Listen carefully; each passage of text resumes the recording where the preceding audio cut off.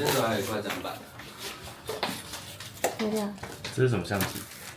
这是你要再多。开箱洗碗机。其他的还好，小工具。放变这样。我说视觉上。洗碗机装好了，最后是从这边入水。现在正在运作当中。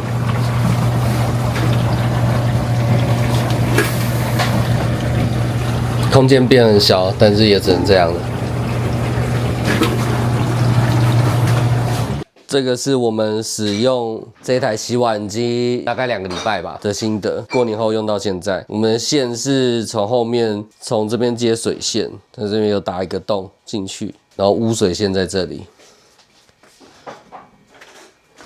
这次洗起来虽然摆起来蛮麻烦的，而且6人份比想象中的还小啊，洗得好干净哦，害我忍不住把所有的东西都放进去重新洗一遍。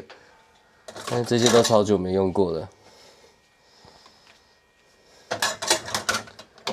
不搞不然里面这边超亮的，不过真的只能2个人用，再多1个人就也不太好用了。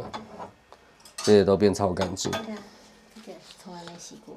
哦，最惊艳的就是这个玻璃杯的材质。玻璃的材质它都会变超亮的。这个本来咖啡渣变得整个都是咖啡色，然后我都懒得洗，就丢进去洗是哇靠，拿出来是亮的，我吓到。总之目前觉得买这个非常值得。缺点就是比较小，2个人用其实蛮极限的。大碗我觉得它放不了几个，只放1个就这样了。真的要很照着它的位置才会是洗得最干净的。杯子一定要放这，碗一定要放这，筷子要放这里。好，这是 Panasonic，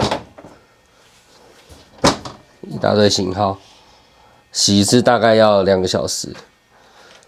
即使是旧款的厨房，没有装潢、没有留位置的，也很推荐买桌上型的。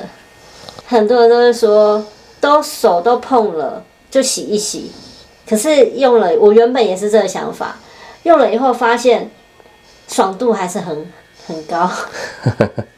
对，因为冲一下而已啊，你不用在那边每个泡泡再弄，它那个很方便。